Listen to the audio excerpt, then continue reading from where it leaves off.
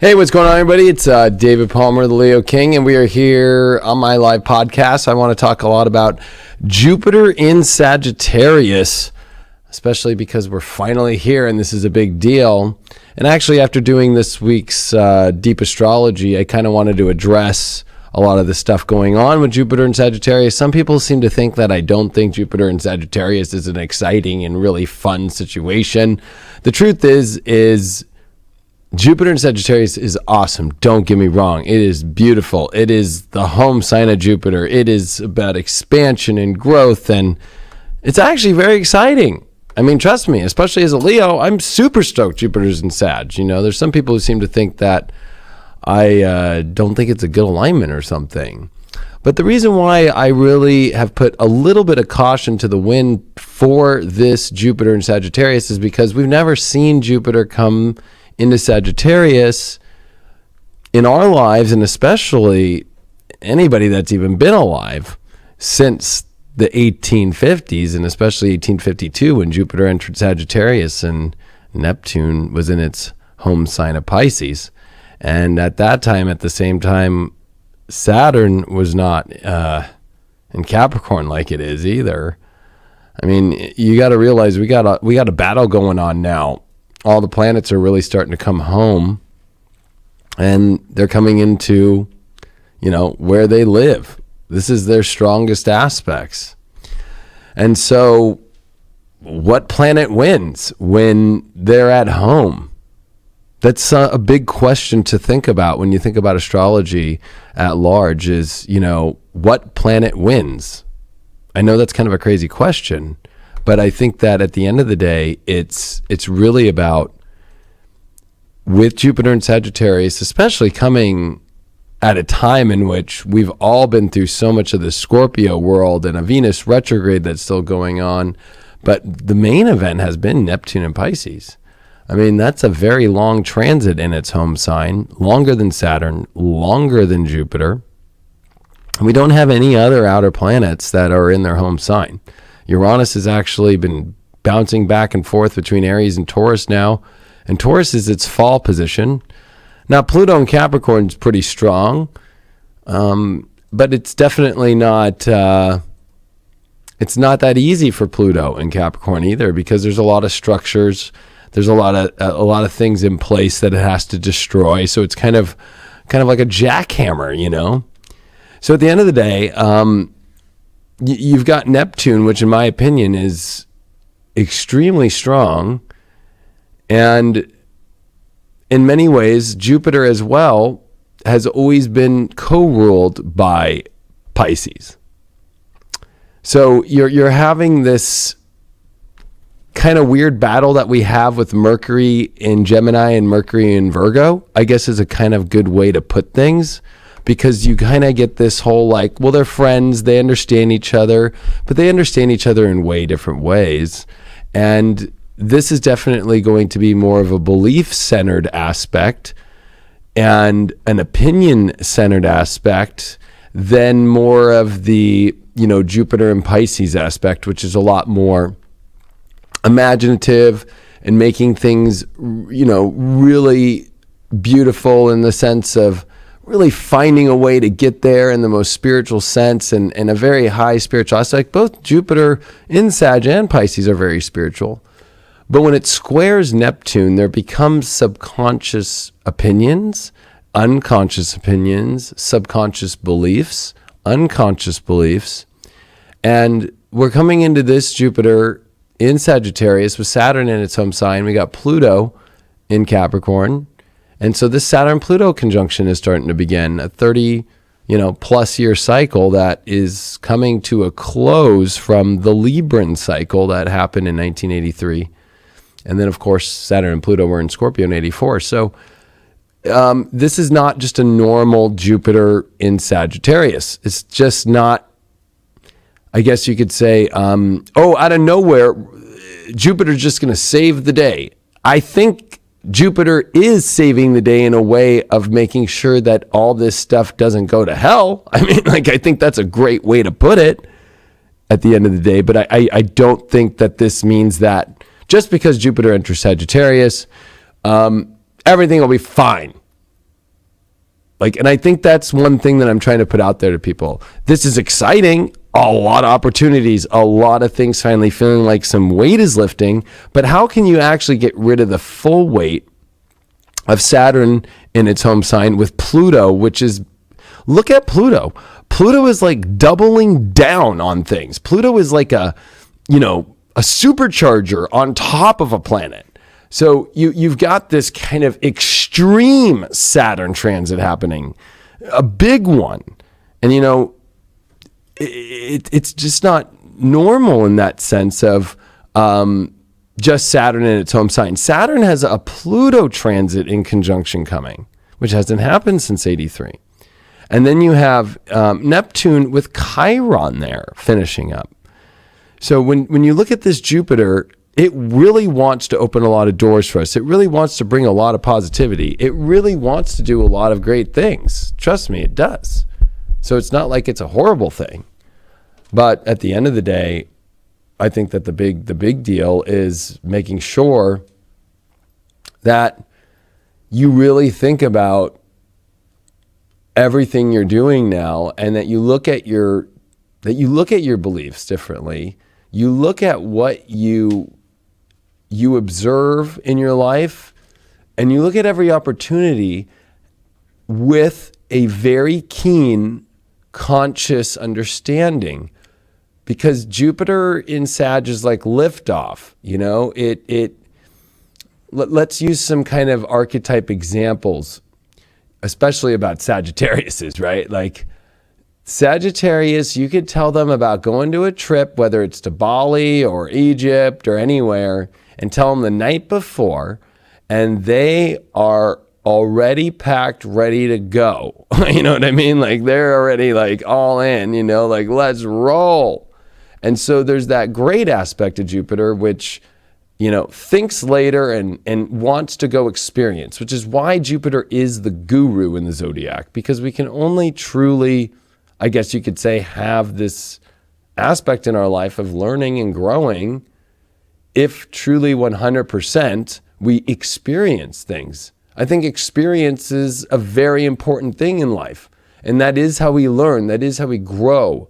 But we have a choice at this point of the opportunities that are in front of us to choose the experience, if it's actually going to be meaningful, go somewhere, or is it going to be an experience where we're all going to go into some place where we don't really actually want to go?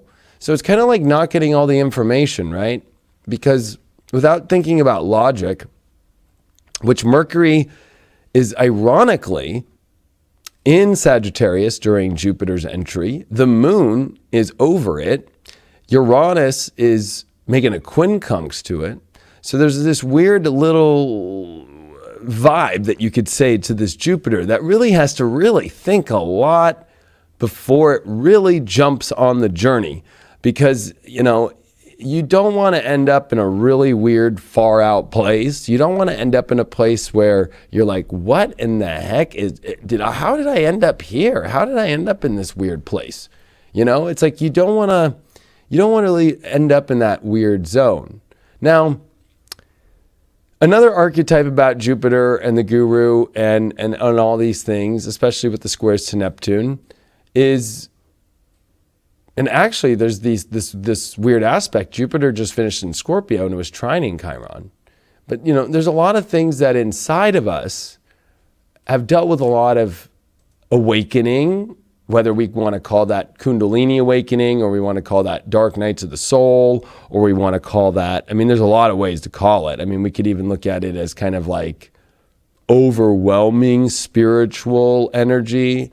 A lot of people call this ascension symptoms.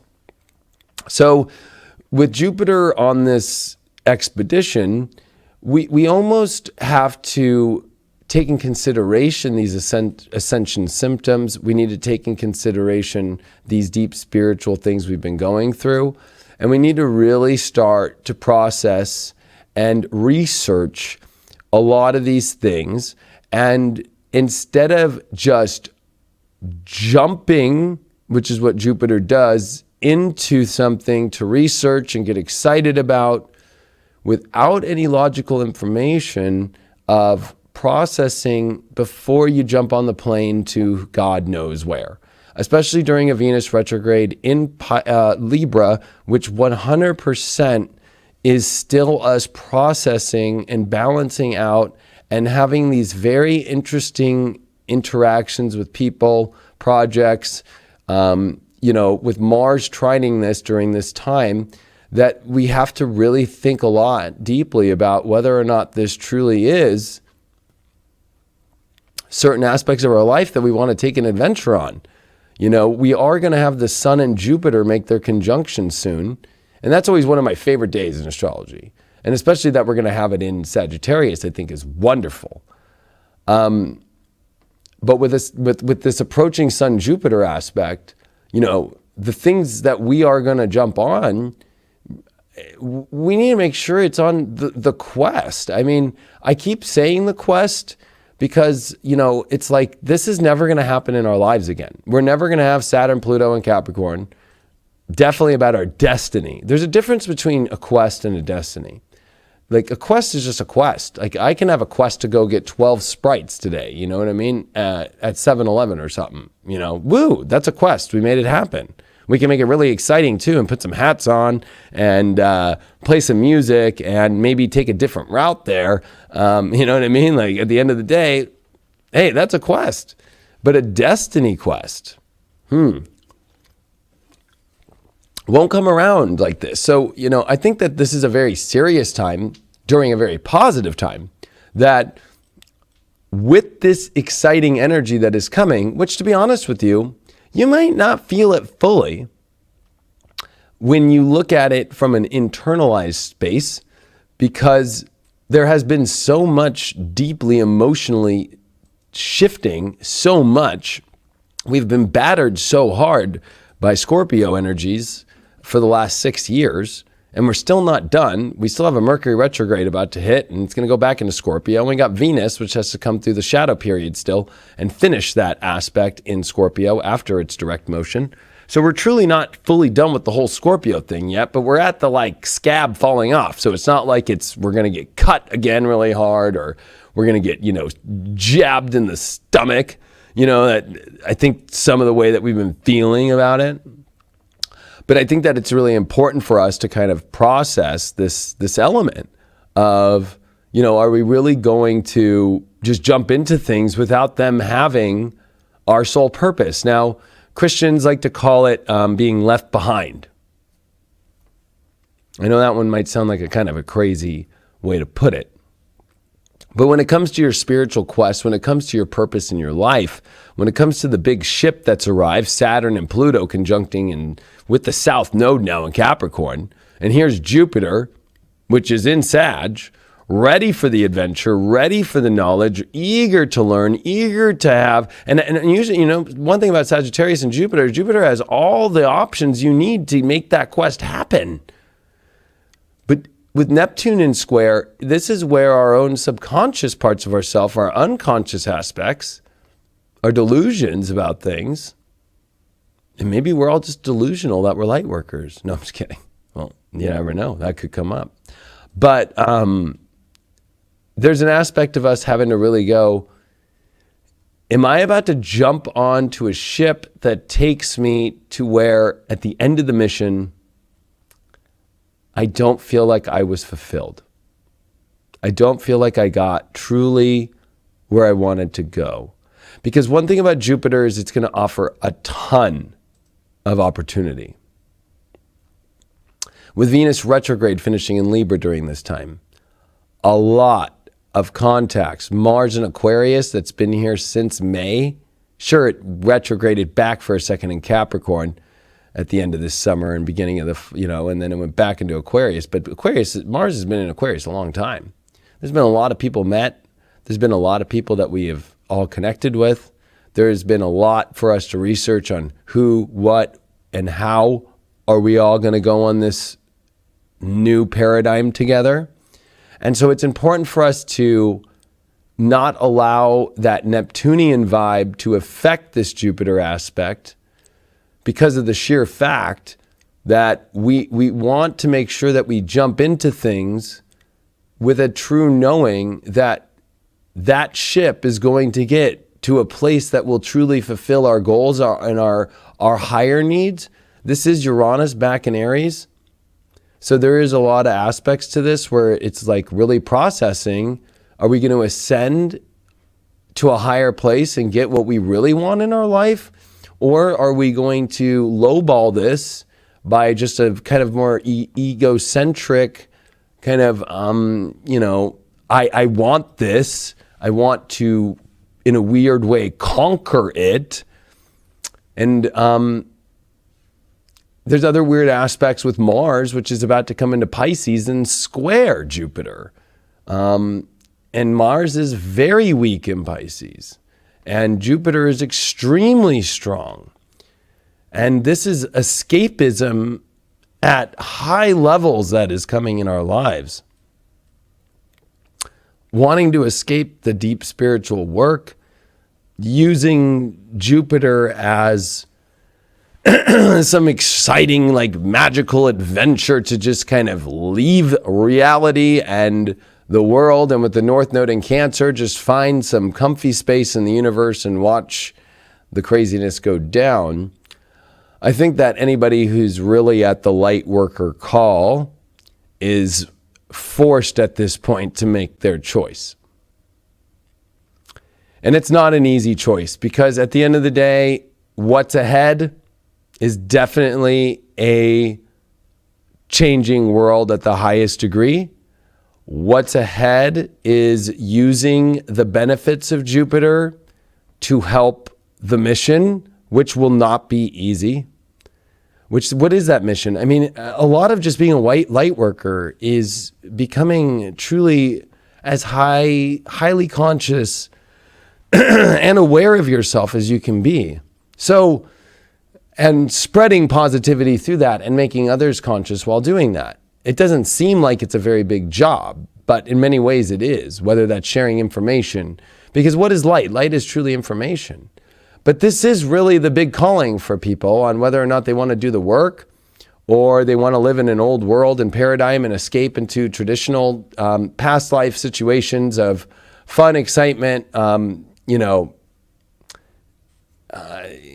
desires and needs that just really might be just like kind of like subconscious, that you haven't done the pattern yet. So it's like, do you want to use this energy as just learning your patterns even more and going to a deserted, unconscious island where you finally go, oh, I know I shouldn't have done this, but I did it anyway?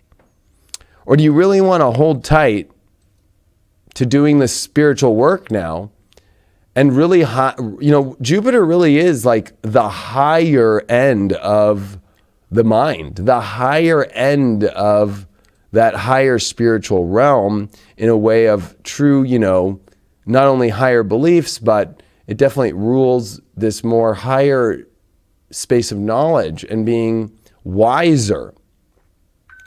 So the part about being wise is a very big aspect to all this. And I think that during this time, we can get really caught up in a lot of hype really fast. And it's important to know that the mission is the top priority. And this does bring up relationships heavily, since we're not done with the Venus retrograde yet, and Mars is about to trine it exactly with Jupiter and the Moon and Mercury starting to square Neptune. And I've been talking about this one for a long time. I've been talking about this one for over a year, that I feel that this retrograde is about the biggest transformation of relationships we've ever seen in our life, especially as the Saturn-Pluto conjunction of 83 is starting to complete.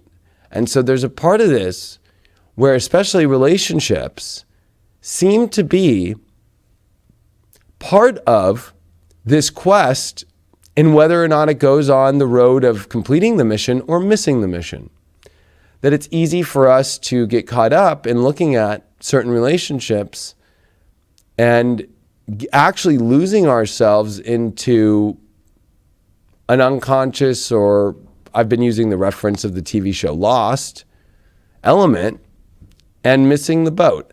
And I really don't want people to miss the boat, because getting on this boat towards your mission and your life path that you know you're supposed to be on, and really watching how you use this hype, watching how you use this excitement, watching how you use this opportunity that's showing up in our life, to use it for what you came here for.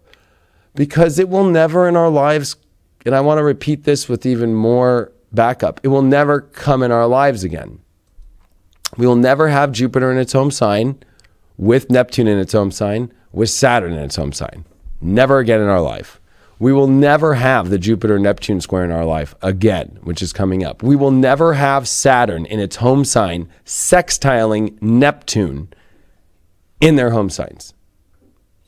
Like, ever again.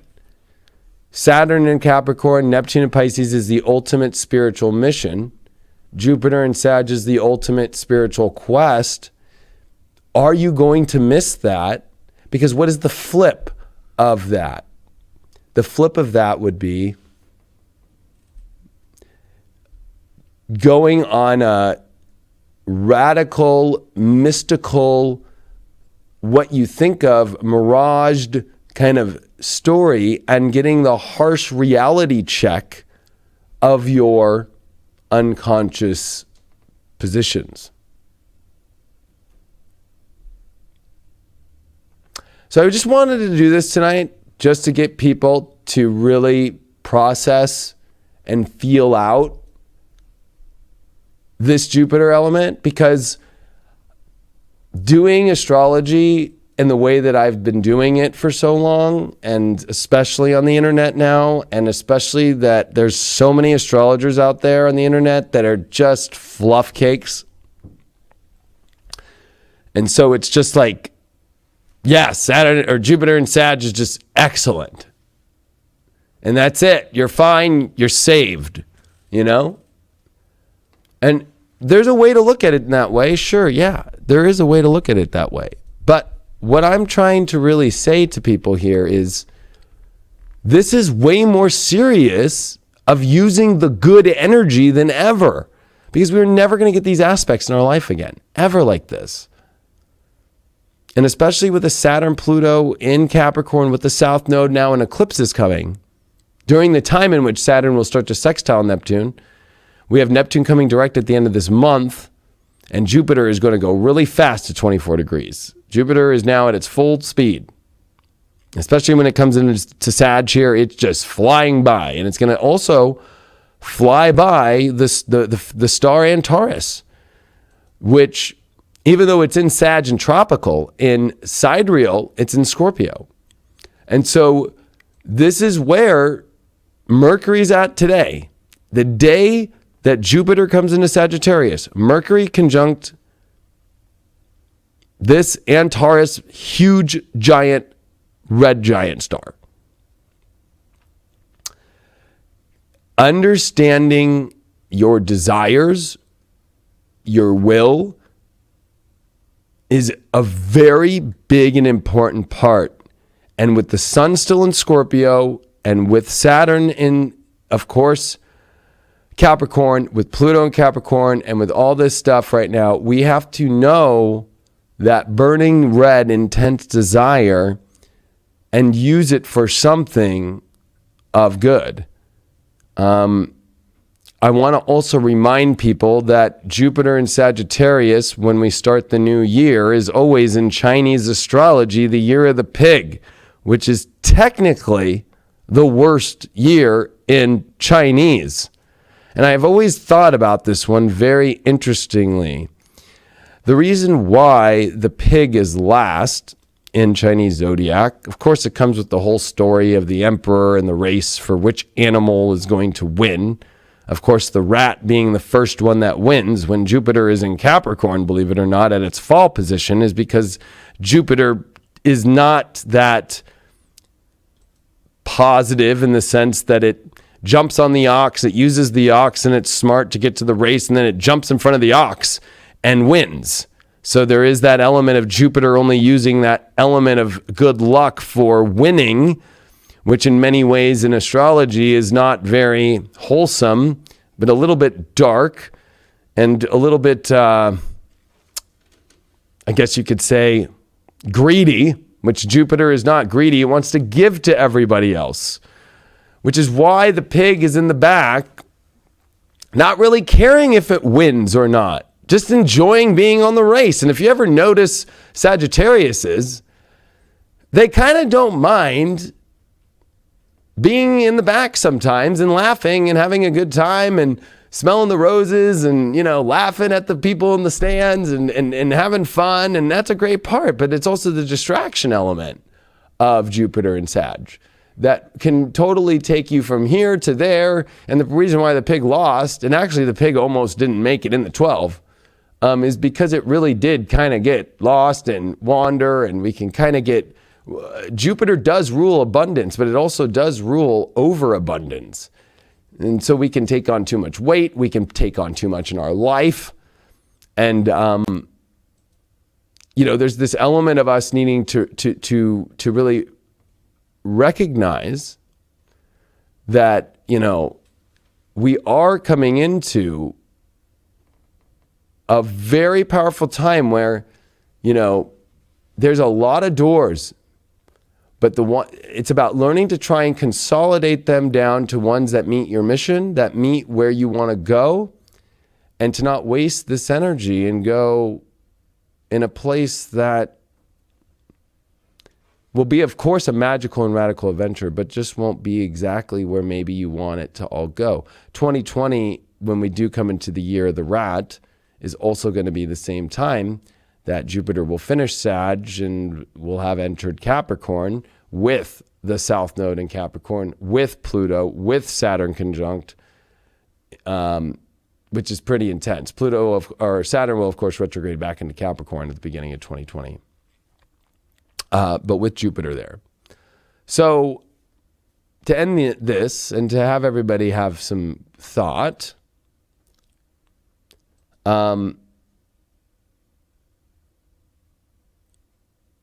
it's a very odd time because there really is no middle during these times. It really is either you're at the front or you're at the back. And that really does determine your ability to be aware at your highest degree than ever, which is the ultimate test of a light worker every second of every day. There is no breaks. Are you going to end up in the front or the back? Neither one is bad. Neither one is good. But for the sheer sake of people who feel like they want to get into a position in their life during the crumbling of a world that's crumbling in the best position, it's a lot easier to be at the front of the line, on the right ship, on the right path, than in the back and on a fun boat that didn't have enough gas to get to the island, that turned into a magical fest at first, but then ended up like some weird scene in Wolf of Wall Street on the floor eating, really old, what were those pills called? Quaaludes, and that's pretty much how I want to put it. Now, we're finishing up the Jupiter and Sagittarius videos for each sun sign, rising or moon sign. I should have those out by tomorrow. It's been a lot to record, and there's a lot of astrology over the year. I just want to give you guys a little preview so you guys know what you're going to be getting. I'm going to be covering each 12 signs, but I'm going to be covering how does Jupiter Neptune affect us? How does Jupiter sextile Saturn affect us? How does Jupiter oppose Mars in Gemini, square Neptune in a big T-square affect us? There's a lot of other aspects to all this. How does the Mercury retrograde that's coming up over Jupiter affect us in our sun signs and our own life? How does Mercury retrograde in the end of winter, in March into April, conjunct Neptune, and also retrograding at the last degree of Pisces, and then comes back and squares Jupiter, affect us in our sun signs. I don't think people realize that this Jupiter is about to come into a hot mess. The good news is it will always figure it out, but this is about the virtual reality, or the training wheels. This is the best way to describe it. The training wheels are coming off now, or you're choosing to keep them on. But when 2020 hits, especially the end of 2019, with Saturn, Pluto, South Node, Jupiter, all in Capricorn, if you still have your training wheels on, if you're still just like going through stupid crap, you got to look with Jupiter long-term visionary, and with Saturn, you got to look long-term on the road and your long-term purpose. And with Neptune, you need to look on your long-term spiritual highway to ascension. If you cannot do all three right now,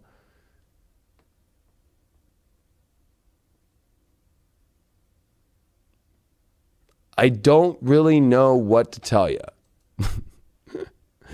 And I think that we are going to see Jupiter in more of a form of a guru and a teacher than a party animal, blessing and Santa Claus-y, gift giving aspect. We will see aspects of that.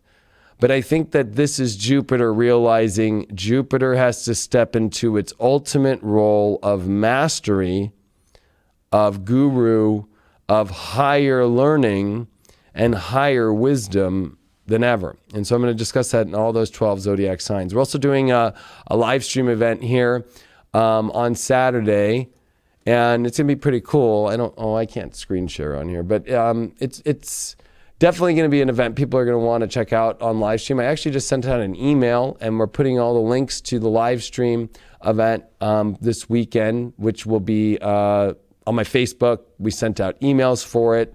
It's pretty cool. And we have a lot of cool people coming here to do it live. I'm going to be part of it. The Peace Dealer, Jax Atlantis, Starry Ari.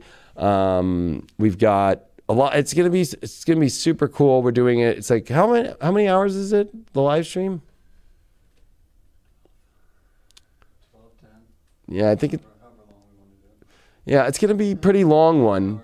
Yeah, it's going to probably be like a 10-hour deal, maybe 8-hour. It's going to be a long one. And really, I think it's going to be helping people with this wisdom of knowing, where to take all this energy.